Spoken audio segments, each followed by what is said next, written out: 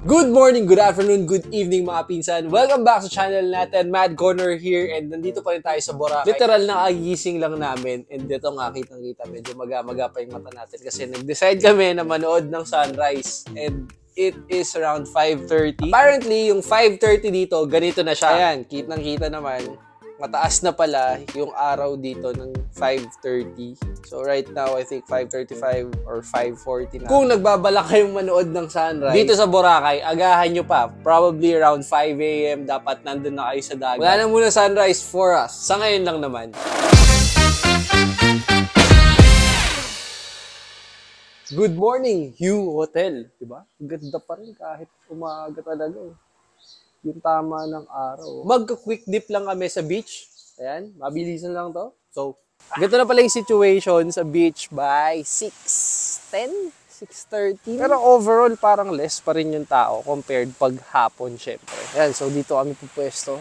Kitang-kitang, ganda talaga ng tubig. Well, actually, well recommended na mag-swimming ng morning kasi hindi kayo mapapasok sa init dahil yung sunrise ay dun sa likod. Antok!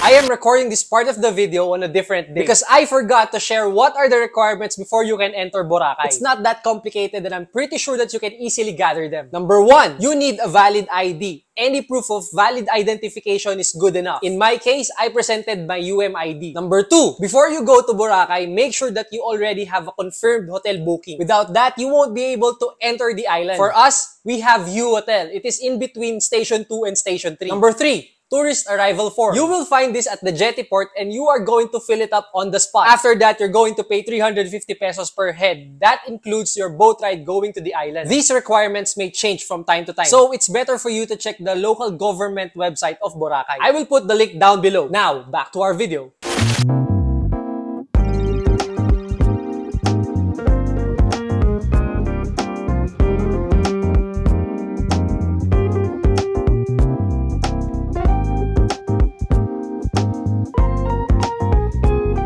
Kakatapos lang namin mag-breakfast at sobrang sarap nung beef pares nila doon sa Laod Restaurant. By the way, nasa likod ko is Station X. Ayan, ayan, di ba? Ang ganda talaga ng Station X na to. Madami din food and things to buy kung gusto nyo. And then may mga games din sila dyan na pinapalaro. Anyway, going back sa topic natin, yung Laod Restaurant is part ng U Hotels kung saan kami nagsistay. Tapos doon kami nagbe-breakfast every day. Surprisingly, na-enjoy ko yung breakfast dito kasi everyday iba-iba yung mga sinoserve nila at ang daming options. So, talagang mabubusog ka at ang bango. Dahil hindi lang siya mabango, masarap din yung pagkain. Kung nasa Boracay kayo and you want to have a good breakfast, highly recommended para sa akin itong Laod Restaurant. For only 480 pesos mga pinsan, pwede nyo nang i-avail at mag-walk-in kayo dito para makatry nyo yung breakfast buffet nila. And I must say, super friendly din ng staff, kaya wala kayong magiging problema, I swear. Kahit itry nyo man for 2 days, mag-breakfast buffet kayo, promise, yung isa-serve nila the next day, ibang-iba. At ang maganda doon, lagi sila nagre-refill ng food, kaya hindi kayo mauubusan. Sulit na sulit. Okay, walang kamatayan view muna, di ba? Ang ganda talaga ng hotel na to. I think it's very underrated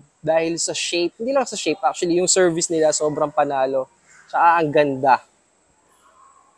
Ilang beses ko na sinabing maganda, pero yun talaga eh. You know what's another good thing dito sa U Hotel? They are always running a promo. As of today, they have this 5,888 peso promo. So if you're going to book now, pwede kang pumili kung buy one, take one room, or you'll book a room for 2 nights for that price. So if you're looking for a hotel dito sa Boracay, go check their Facebook page or their website. I'll put both links down below. So guys, check them. Again, U Hotels Boracay. Dahil malapit na kaming mag-checkout, naisip ko na din i-share kung ano yung mga kainan na okay based on our experience, okay? Jammers, okay na okay yung mga burger nila, sulit yun, promise. Since mainit na lugar ang Boracay, syempre gustong-gusto nyo ng mga palamig. Ang masasuggest ko dito would be Ice Flakes Boracay. Try nyo yung halo-halo nila, sobrang Pwede. At kung nandito kayo sa Boracay with your friends or family or madami kayo, I would suggest Barlow. Yung 4 cheese pizza nila, okay na okay, pero hindi siya good for 2 people. Sobrang laki niya. Kaya maganda doon, at least 4. Busog na kayo, pizza pa lang. Island Chicken Inasal, okay na okay din siya. Sulit, lalo na yung barbecue nila, highly suggested. For sure, mapapa-extra rice kayo doon. At ang hidden gem experience namin is yung real coffee. Well, di namin na-try yung coffee, pero yung calamansi muffin nila, sobrang ayos. So, sulit na sulit siya for around 80 pesos each. Tapos kung bibili kayo ng 6 pieces, 400 plus yun eh. Promise, itry nyo. It's a must try dito sa Boracay. And syempre, napabili kami ng pampasalubong nun. Unfortunately, every vacation must come to an end. And eto na yon para sa amin. Kaya mag-check out na din kami. If you have any suggestions, guys, please comment them down below. And sana may natutunan kayo on our Boracay episodes or nagustuhan. Syempre, huwag nyo natin kalimutan mag-like and subscribe on our video. That is it for me on this episode. I'll see you again next week. Mad Corner, I'm out! You feel alive, let's hit the dance floor. Don't work too hard, might break a backbone. Return of the Mac, the king is back though.